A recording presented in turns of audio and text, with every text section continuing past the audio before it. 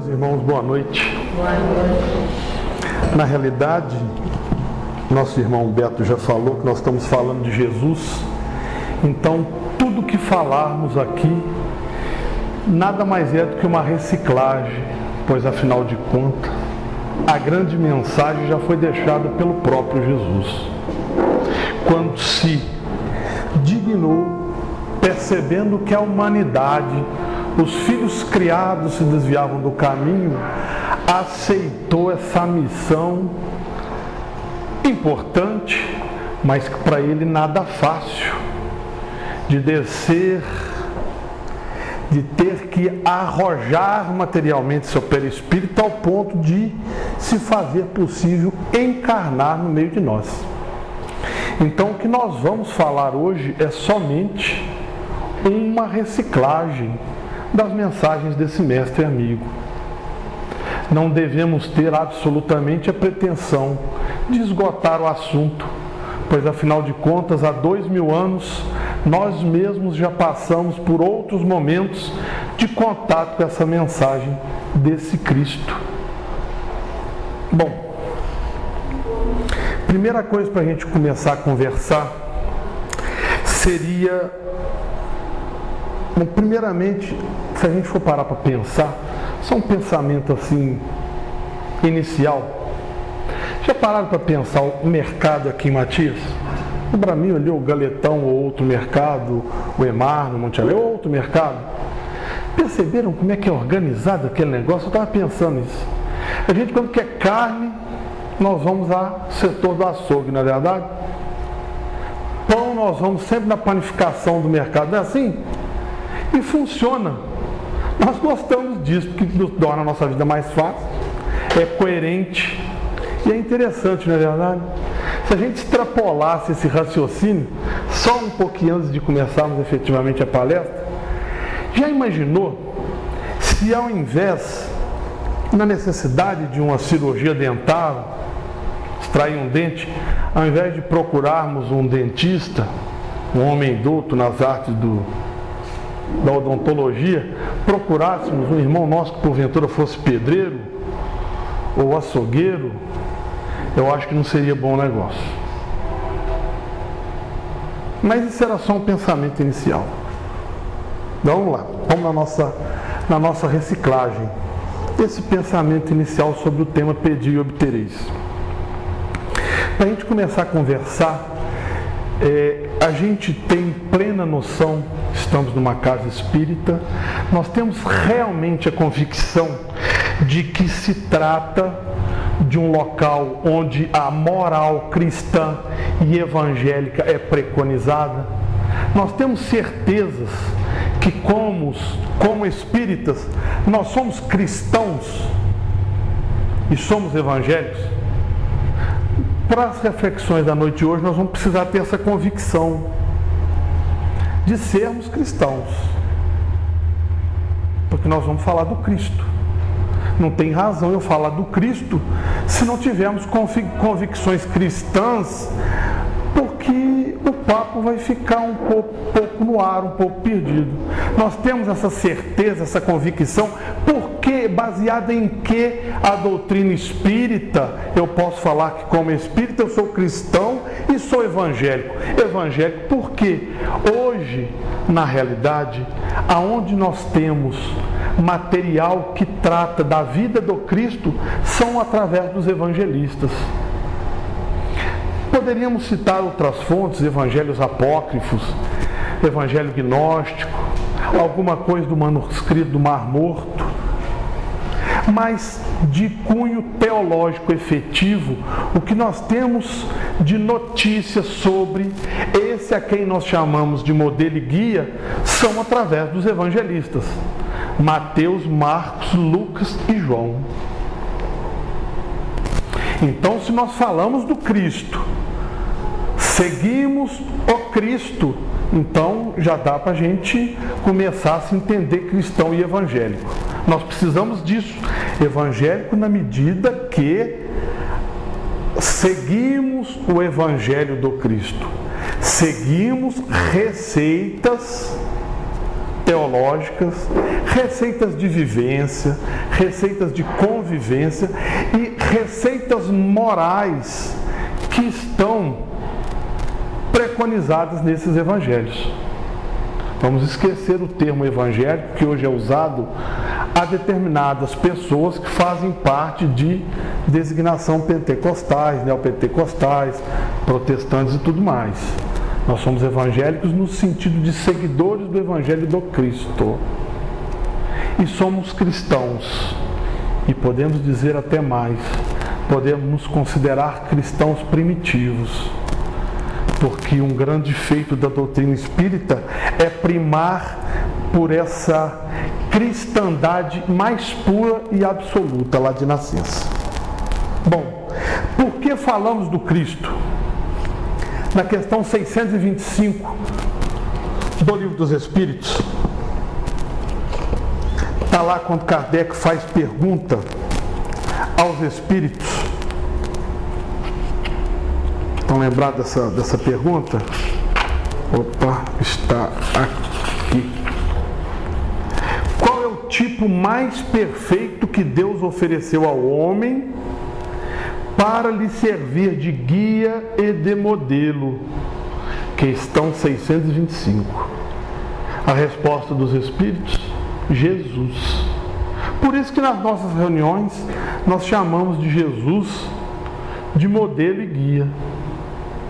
Bom, então se nós entendemos que esse Jesus é nosso modelo e guia, o modelo está aí para ser seguido. E guia é alguém que nos conduz por um determinado caminho. Então,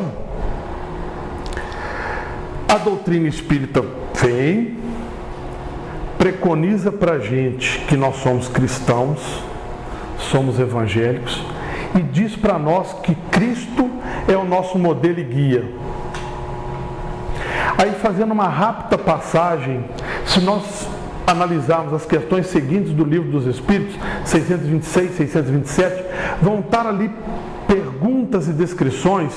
Mas se a doutrina fala sobre o Cristo, qual a necessidade da doutrina se o próprio Cristo já falou tudo há 2000 anos atrás, naquela época 1800 anos atrás? Tem as explicações devidas ali, não vamos nos ater nesse ponto, que nossa história aqui é um pouco longa hoje. Mas, entre outras coisas, nós temos que entender que esse Cristo preconizou o aparecimento desse Consolador prometido. Esse Consolador surge. Esse Consolador surge através de 5 livros de codificações. Só para a gente chegar depois no outro ponto. Primeiramente, o Livro dos Espíritos. Depois, o Livro dos Espíritos é composto de 4 partes. 4 partes que depois deram origem aos outros 4 livros da codificação. O primeiro livro foi o Livro dos Espíritos. Na realidade é isso que nos interessa, é essa ordem. Que é um livro onde a espiritualidade nos contou quem eles eram, o que eram, por que eram, para que eram. Todas essas perguntas e todas as perguntas necessárias ao conhecimento dos Espíritos está contido aqui. Entretanto, esse livro de 4 partes depois foi melhor analisado na sequência da codificação. O Livro dos Espíritos, depois de escrito, quando a espiritualidade amiga nos contou quem era, o próximo livro da codificação foi o Livro dos Médiuns. O Livro dos Médiuns, para quem conhece e para quem não conhece, vale a pena conhecer, é o livro onde a espiritualidade nos ensinou como e de que maneira mais proveitosa poderia acontecer o intercâmbio entre este plano físico e o plano espiritual. Então, primeiro livro, nós temos perguntas e respostas sobre todas as nossas dúvidas com relação à espiritualidade. No segundo livro, a espiritualidade nos ensina a conversar com ela. Basicamente é isso. E aí vem outros 3 livros. E prestem atenção nos nomes. Evangelho, segundo o Espiritismo, o céu e o inferno, ou a justiça divina, segundo o Espiritismo, a Gênese, os milagres e as predições segundo o Espiritismo. Nós sabemos que o acaso não existe. O que a espiritualidade nos mostra, através da codificação, é que conhecendo os porquês através do Livro dos Espíritos e conhecendo a maneira de nos comunicarmos com ela, ela sugestiona que a partir daí façamos todas as nossas análises com uma ótica espírita. Olha o nome dos livros: Livro dos Espíritos, Livro dos Médiuns. Depois de nós termos algum conhecimento sobre os espíritos e algum conhecimento de como conversar com eles, aí nós começamos a ter interpretações. Aí a espiritualidade passa para a gente o Evangelho segundo o Espiritismo, o céu e o inferno ou a justiça divina segundo o Espiritismo, e a Gênese, os milagres e as predições segundo o Espiritismo. Isso nos convida, isto é um convite, para que passemos a pautar todas as nossas análises com essa ótica espírita, essa ótica espiritista. Esta é a sugestão do Espírito.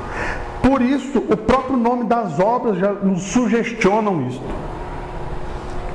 Bom, conversado sobre esse primeiro passo, vamos nos ater um pouquinho no Evangelho segundo o Espiritismo.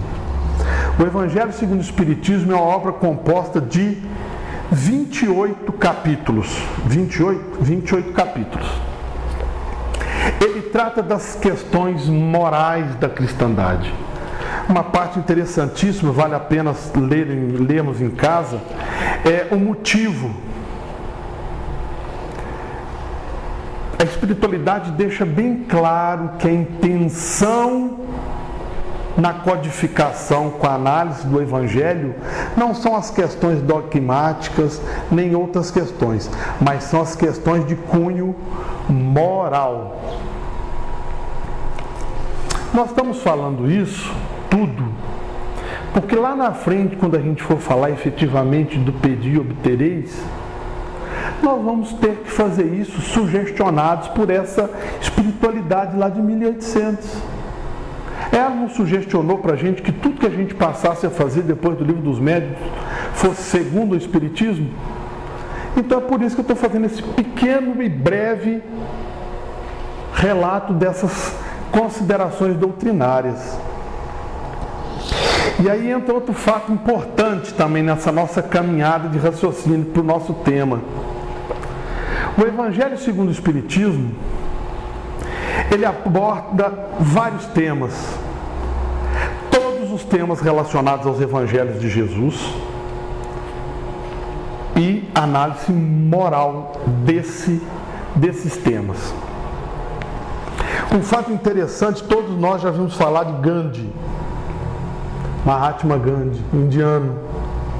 Só uma referência de data: Gandhi nasceu em 2/10/69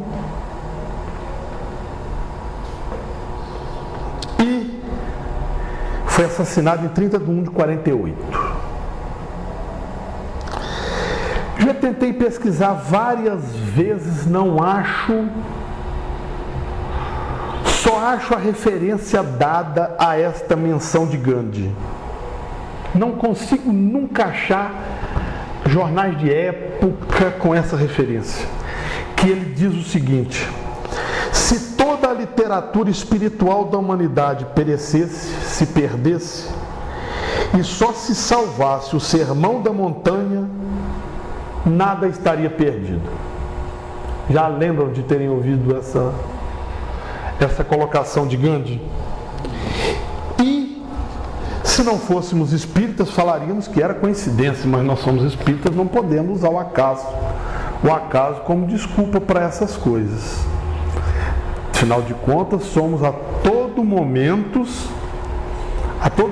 cobrado para que façamos uso da nossa fé raciocinada. E a nossa fé raciocinada diz um não muito grande ao acaso, não é verdade? Agora, depois de ler essas colocações de Gandhi, a gente abre aqui um índice do Evangelho segundo o Espiritismo, capítulos dizendo a respeito de bem-aventuranças, não vou contar não, mas são 5 ou 6. Olha que coisa, né? Nós temos capítulo bem-aventurados os aflitos, bem-aventurados os pobres de espírito, que é o capítulo 7. Então Gandhi faz uma referência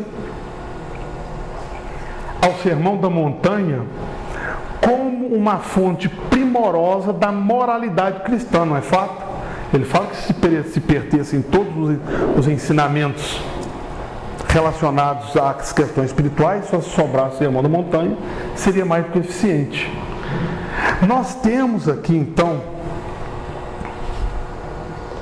o Evangelho segundo o Espiritismo, que eu mostrei aqui, que trata basicamente das questões do Sermão da Montanha.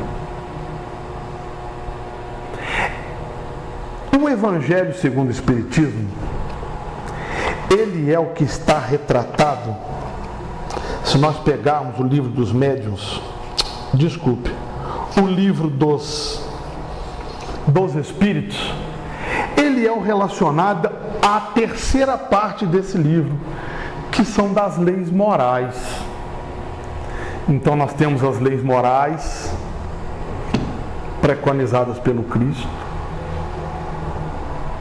Nós temos o Evangelho segundo o Espiritismo, que trata dessas leis morais e é composto por 28 capítulos. O 28º capítulo, o nome dele certinho, é o das preces, mas deixa eu ver o nome certinho dele, olha, Coletânea de Preces Espíritas. O 28º capítulo são as preces espíritas, são as orações do Pedi e Obtereis. E sabe qual é o 27º capítulo? O penúltimo. Tem por título exatamente Pedi e Obtereis. Agora, se nós entendermos a codificação espírita, os mensageiros espirituais foram nos pautando, foram nos deixando mostras do que fazer e como fazer, tal qual Cristo também nos deixou. Nós já vamos chegar lá. O que nós precisamos analisar é por que,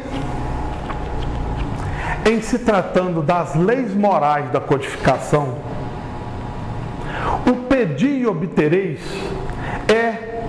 podemos considerar o último capítulo de considerações, que depois é o capítulo das preces.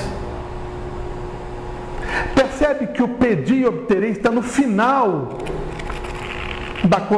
do livro da moral da codificação espírita. Isso é um acaso, novamente? Ou a espiritualidade quis que entendêssemos que antes de fazermos pedidos e obtermos, nós deveríamos conhecer isso aqui. Afinal, apesar de que antes disso nós poderíamos até fazer o seguinte: nós já falamos que somos cristãos. Nós acreditamos efetivamente no Cristo? Se acreditamos, nós temos que acreditar na palavra dele. Não tem esse negócio aqui, nós não vamos fazer meio termo, não. Se acreditamos, eu vou propor um negócio. Já conversei com o pessoal do Almeida Simas, está aberto ali para nós.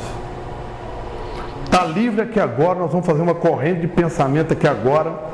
Nós podemos escolher entre umas Ferrari vermelha e um helicóptero azul. Quem quiser, escolhe aí. Você quer o quê? É um helicóptero ou uma Ferrari? Eu vou ficar com a Ferrari vermelha. Vocês querem o que aí, gente? Pode cada um escolher. Isso porque o Cristo falou: pedi e obtereis. Eu acredito nesse Cristo. Vocês acreditam? Se acreditam, vamos fazer isso. Eu já conversei com o pessoal da Almeida Simas ali, ué.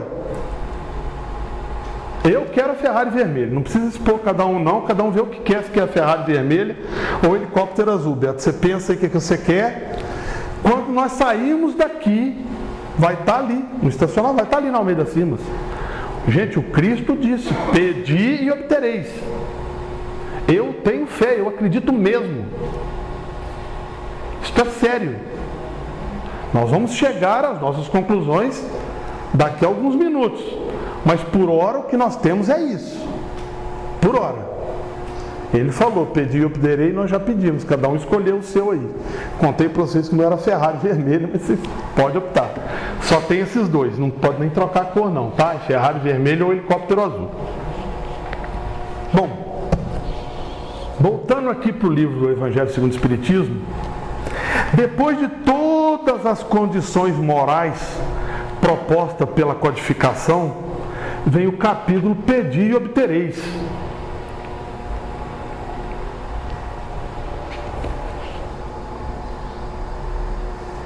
Nós acabamos de formar um propósito aqui, acreditando nessa palavra do Cristo, que ali fora vai ter a nossa escolha, ou o Ferrari ou o helicóptero. Quem aqui já rezou, já orou, o nome que quiser dar, muito mesmo naquela situação, e sentiu-se desanimado por não ter sido atendido? Já aconteceu isso conosco algumas vezes? A gente reza e sente-se desanimado, fala, não fui atendido. Já aconteceu isso? Quantas vezes por outras horas nós rezamos muito e sentimos-nos abençoados por termos sido atendidos? Já aconteceu também? Bom, meus irmãos, então agora nós vamos efetivamente começar a fazer as reflexões do que está acontecendo conosco. Porque o Cristo pediu que acreditássemos nele. Nós acreditamos, porque nós somos cristãos, já vimos o porquê. Nós acreditamos no Evangelho. E está escrito lá que ele falou, pedi e obtereis. Nós acreditamos tanto que já pedimos nosso presente de Natal, a Ferrari e o helicóptero. Então agora, de base dessa, desculpem pela correria, mas que só esse primeiro assunto daria para a gente conversar aqui um sábado e um domingo inteiro. Mas nós não temos por hora esse tempo. Bom, se nós acreditamos nesse Jesus como conversamos, nós chamamos ele, nosso irmão, na prece inicial, com propriedade, falou que ele é nosso modelo e nosso guia, e é fato, é verdade. Nós acreditamos nisso e eu tenho para a minha vida como isso uma grande verdade. Aí o Jesus, esse Cristo, lá na vida dele começa a nos dar dicas e propósito para que a palavra dele seja cumprida. Porque não existe troca, não existe senão. Esse Cristo fala lá em João 14, versículo 6. Está aqui o Evangelho, está lembrado na passagem que ele fala: eu sou o caminho, a verdade e a vida, ninguém vê ao Pai senão por mim. Lembra disso? Então ele nos fala, nos garante: eu sou o caminho, a verdade e a vida. A espiritualidade amiga nos garante que ele é nosso modelo e guia.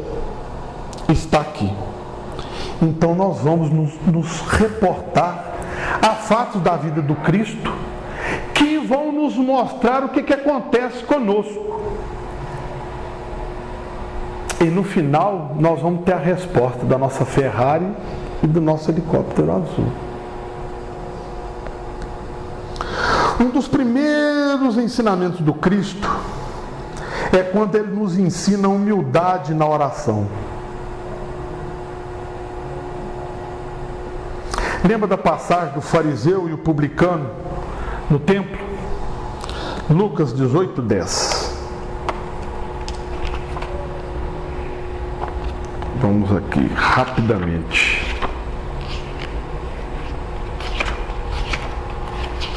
Essa passagem está bem descrita e analisada no Evangelho segundo o Espiritismo, no capítulo 27, que trata de pedir e obtereis.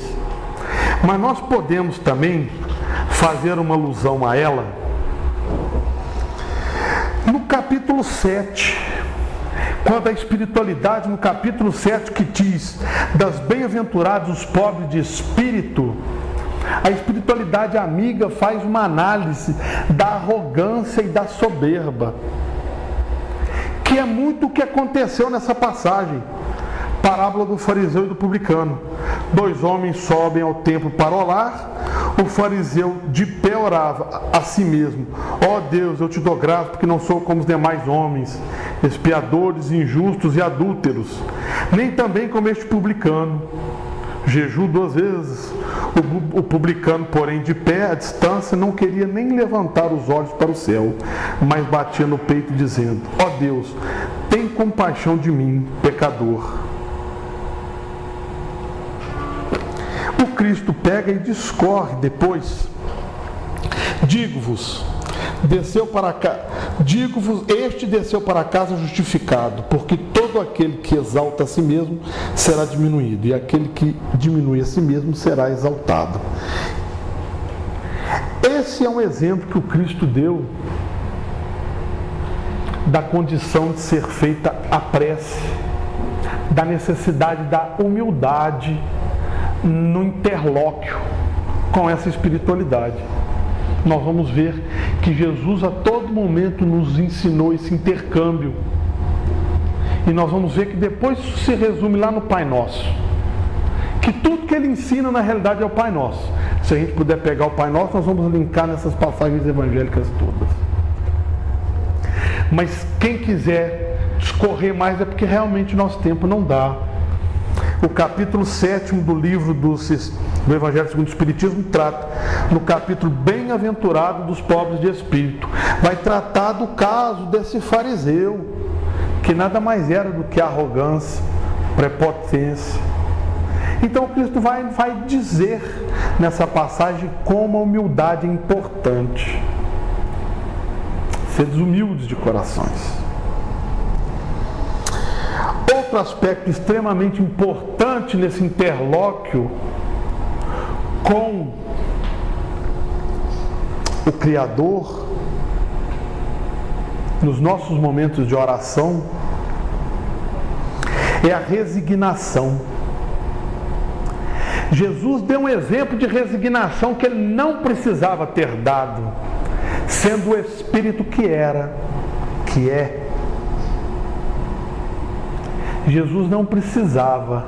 O que ele fez ali foi um ensinamento de resignação para aqueles momentos que nós espíritas conhecemos a doutrina espírita a fundo, entendemos o porquê que às vezes temos que rezar e pedir resignação e muitas das vezes não cura, porque a cura não seria uma jornada evolutiva para o espírito. Os momentos de doença são assim. Sabe quando Cristo deixa esse exemplo de resignação? Vejamos o Cristo. Lembra da passagem do Cristo quando ele está nos Jardins das Oliveiras, se afasta dos apóstolos e fala: Pai, afasta de mim esse cálice, mas que não seja feita a minha vontade, seja feita a vossa vontade.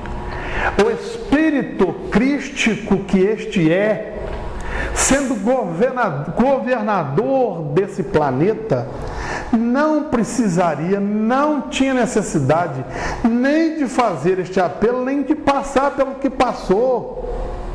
É por isso que ele se torna modelo e guia. Nós precisamos entender que as mensagens do Cristo são muito simples e diretas, por isso que nós tentamos complicar tanto, porque são tão simples que a gente acha que é muito simples e quer complicar, e aí a gente erra tudo, atrapalha tudo, mete os pés pelas mãos. Olha que momento de resignação desse espírito. Pai, afasta de mim este cálice, mas seja feita a vossa vontade, não a minha. Quantos momentos nós já tivemos oportunidade em atendimentos fraternos de irmãos que chegam aqui sem entender o porquê de determinados sofrimentos, Quem sabe se nós colocássemos para esses nossos irmãos que o próprio Cristo foi resignado, nós não conseguiríamos aumentar a autoestima desse irmão nosso. Isso aqui às vezes é um ponto fantástico de alavancar a situação espiritual de um irmão nosso que às vezes vem necessitando de um atendimento fraterno por uma enfermidade que a gente sabe que muitas das vezes faz parte do plano encarnacional da pessoa. Ela tem que pedir resignação. A cura é pouco provável. Olha que coisa fantástica, que modelo de resignação. Outro, Jesus nos ensina também a orar. Fantástico. Este aqui vale a pena. Que muitas das vezes nós, desde que começamos a frequentar a casa espírita, nós temos essa ajuda. Essa ajuda, e muitas das vezes é de muita valia. Lembra quando Cristo fala para nós: quando orardes, não fazeis como os gentios que oram nas esquinas, falando muito, pedindo muito, fazendo muito alarde. O que o Cristo recomenda para a gente? Quando tiverdes que orar, entre no seu quarto, feche a porta e em silêncio fale ao Pai do céu. E Ele em silêncio saberá retribuir as suas necessidades, saberá conversar contigo, saberá de trazer as respostas pertinentes às suas aflições.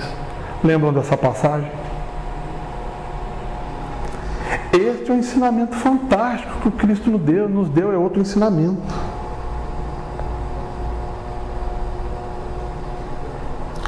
Outro ensinamento fantástico, um conjunto de ensinamentos agora.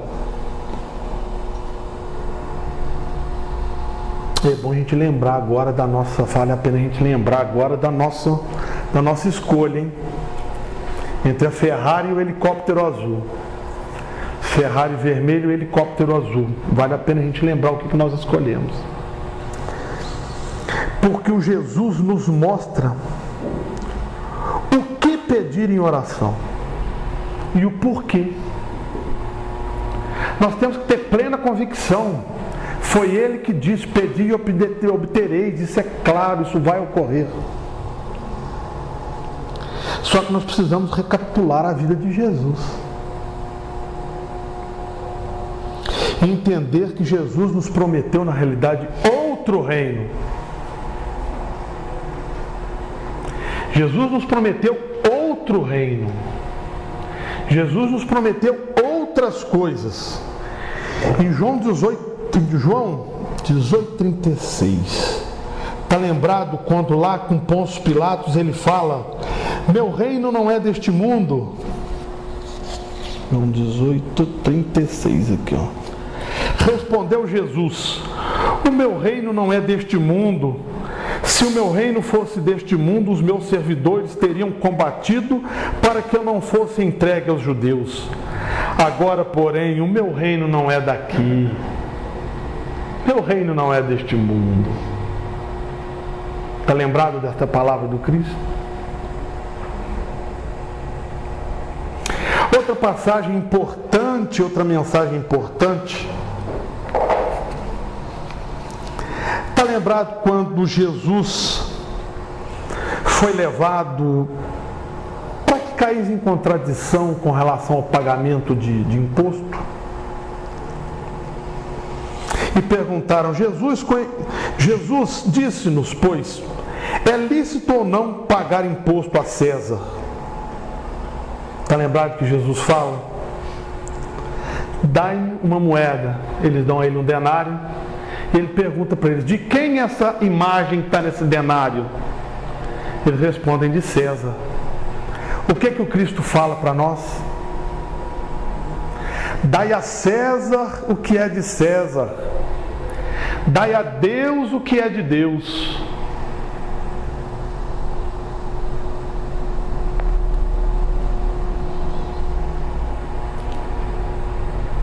Esta é uma mensagem importante. Lembra quando eu falei da primeira reflexão a respeito da condição dos nossos supermercados aqui? Quando a gente quer pão, a gente vai aonde mesmo no supermercado? No setor de padaria. E carne nós vamos no açougue, né?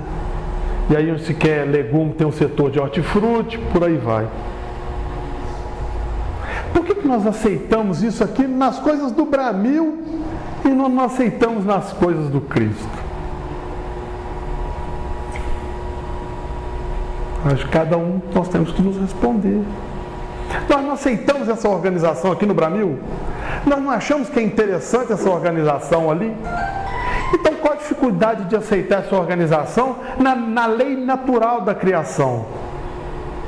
Dai a César o que é de César, a Deus o que é de Deus. Carne no açougue, pão na padaria. Simples assim. O Cristo nos disse isso há 1800 anos. Ele fala outra coisa muito importante para nós também, no capítulo 6. Quer ver? Deixa eu ver aqui. Quando ele fala, não entesoureis tesouro sobre a terra, onde a traça, os ladrões roubam. Está lembrado dessa passagem? É uma passagem um pouco mais extensa. Mas o que me importa aqui é quando ele diz assim: pois onde está o teu tesouro, ali também está o teu coração. Isso é fantástico. E depois ele pode complementar assim: olha, a candeia do corpo é o olho. Tem um poeta grego que falava o seguinte: o homem não deseja aquilo que não conhece. Esqueci o nome agora. Veja bem, o teu, né, vamos ler direitinho. Pois onde está o teu tesouro, ali também está o teu coração. Olha que ensinamento fantástico que o Cristo nos deu. O que é o nosso tesouro? Ele nos deu um exemplo lá em cima. Não entesoureis tesouro sobre a terra, onde a traça e a corrosão consomem, e onde os ladrões roubam e roubam. Entesourai para vós tesouros no céu, onde nem a traça nem a corrosão consomem, e onde os ladrões não arrombem. Coloquemos nossos tesouros no local correto. Saibamos identificar os nossos verdadeiros tesouros, porque nosso coração vai estar lá.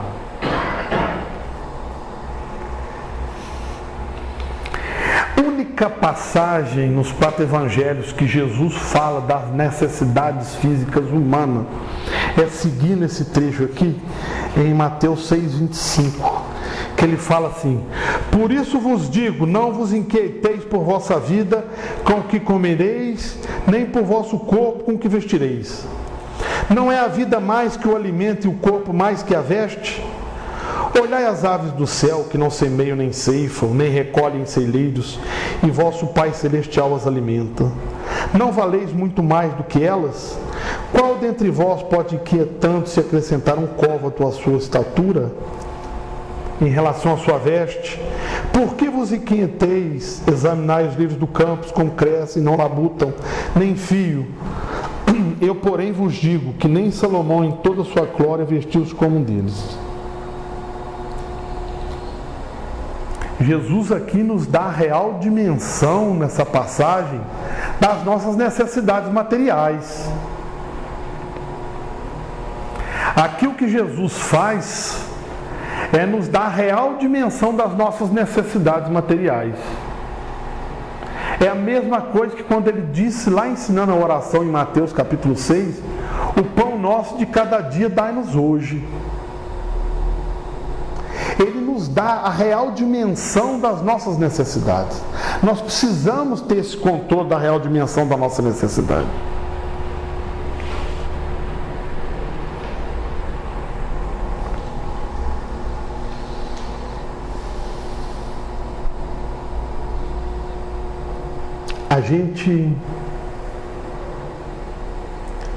Nós fizemos um acordo, fizemos um pedido aqui entre o nosso carro e o helicóptero.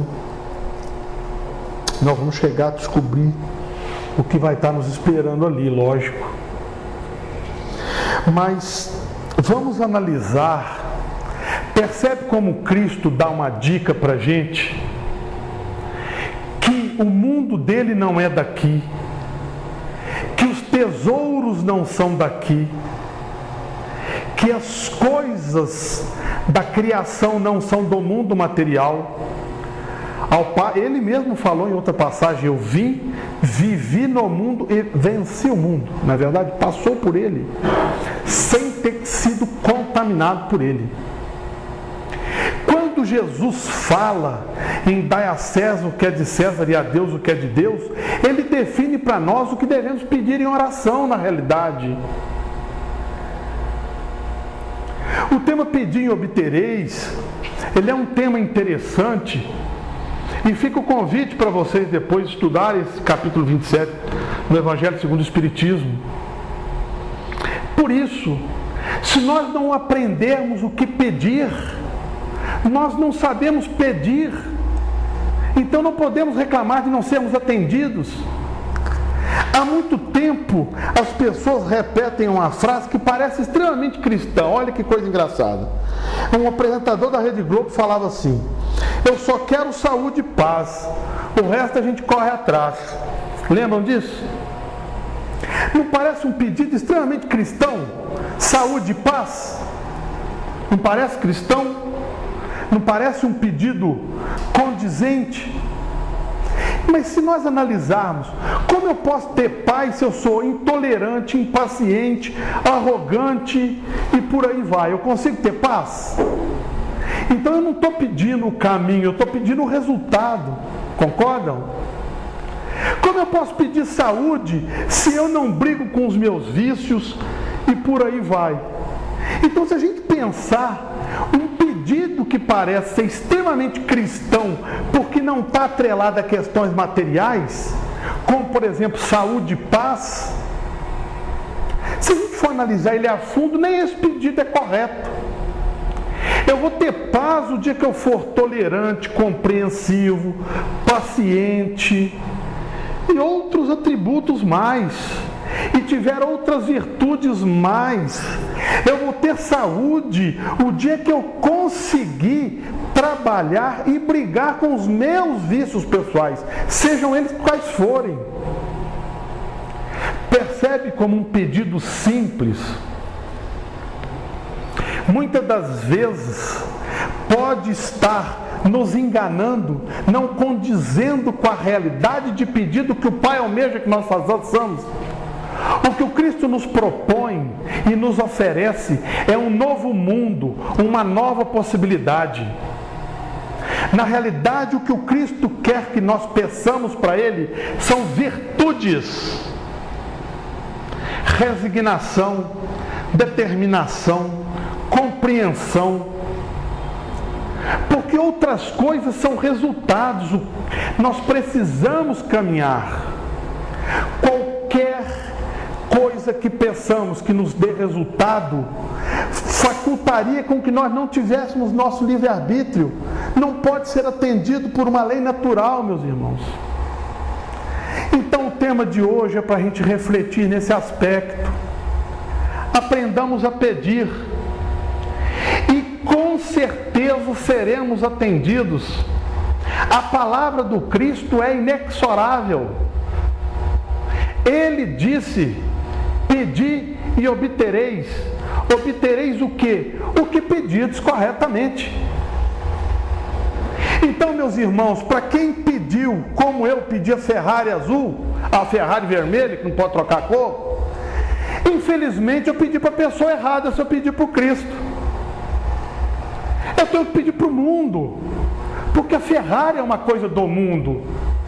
Quem pediu helicóptero azul, me desculpe, nós te pedimos para a pessoa errada, nós tínhamos que ter pedido para o mundo. Esses pedidos são pedidos do mundo, são coisas do mundo. O Cristo deixa claro, meu reino não é deste mundo. Meu reino é mais. Nós precisamos de mais. Aí fica fácil a gente entender. Se a gente entender, nos propusermos a entender o que o Cristo efetivamente nos promete, a gente consegue entender isso. Olha, pedi e vos será dado, buscai e encontrareis, batei e será aberto para vós, pois todo aquele que pede recebe, e aquele que busca encontra, e ao que bate será aberto. Qual dentre vós é o homem que, pedindo-lhe pão seu filho, lhe dará uma pedra? Ou pedindo-lhe peixe, lhe dará uma serpente? Portanto, se vós, sendo maus, sabeis dar boas dádivas aos vossos filhos, quanto mais vosso Pai, que está nos céus, dará boas coisas aos que lhe pedem.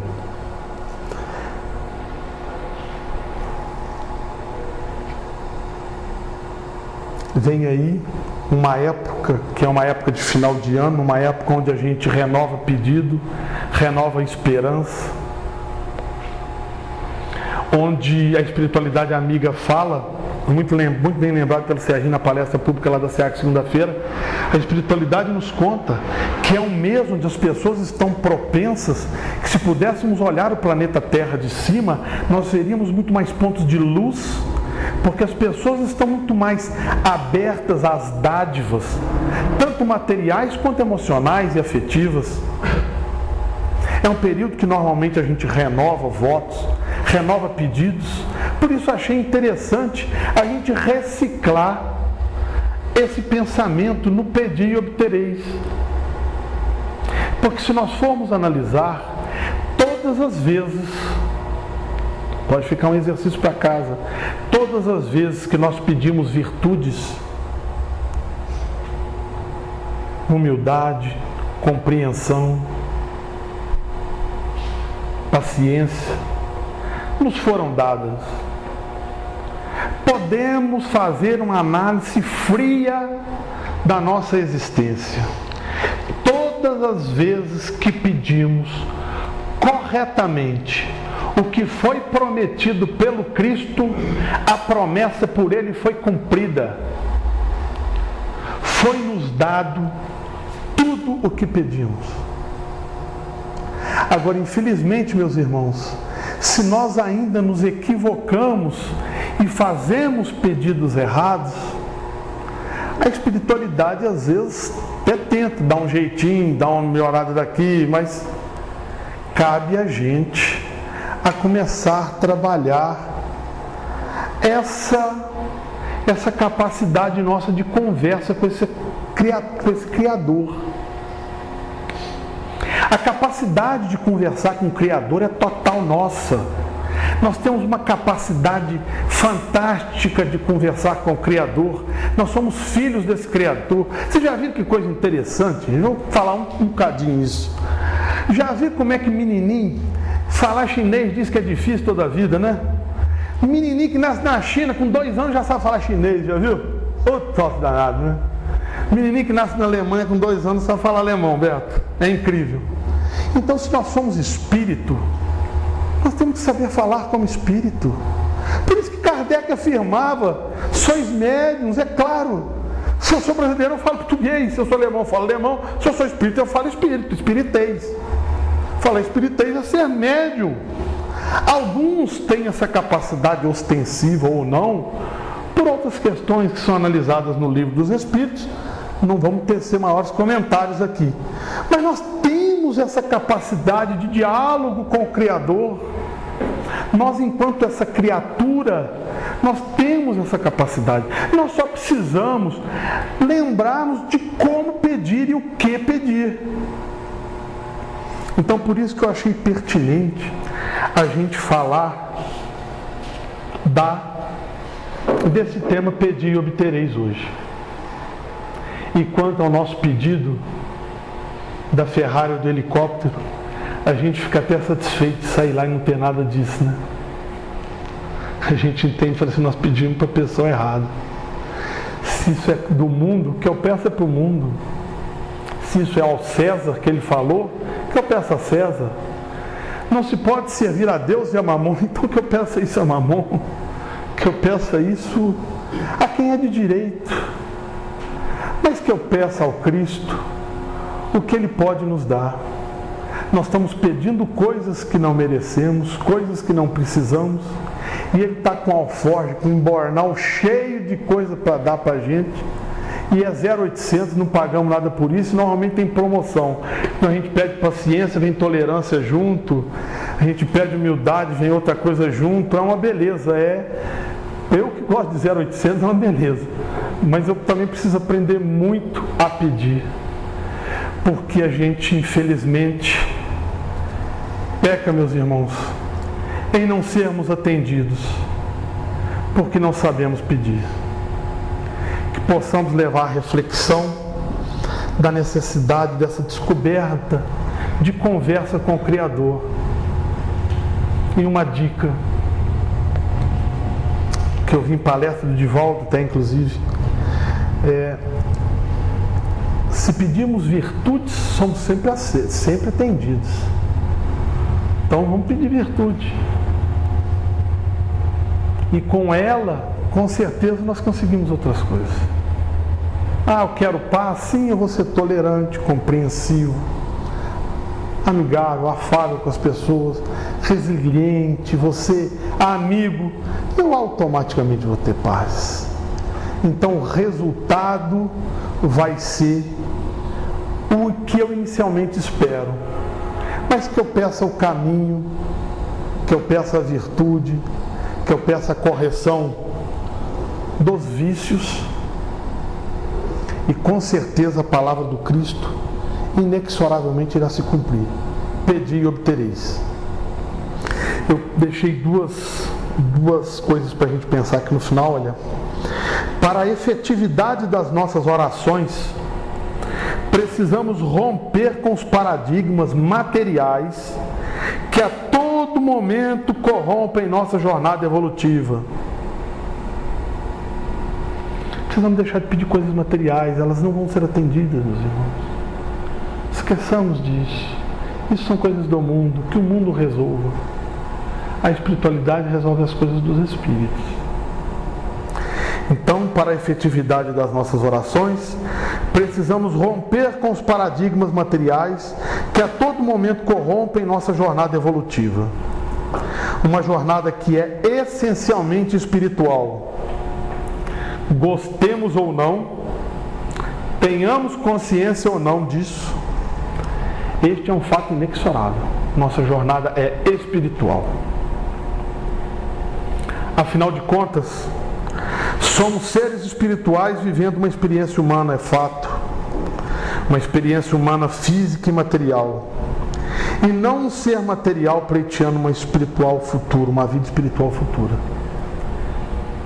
Então, sejamos mais espíritos do que matéria. Não é isso? Muito obrigado pela oportunidade. Desculpem por qualquer coisa. Obrigado à casa pelo convite. Tenham todo um Feliz Natal. Que possamos fazer bom uso desse nosso diálogo com o Criador.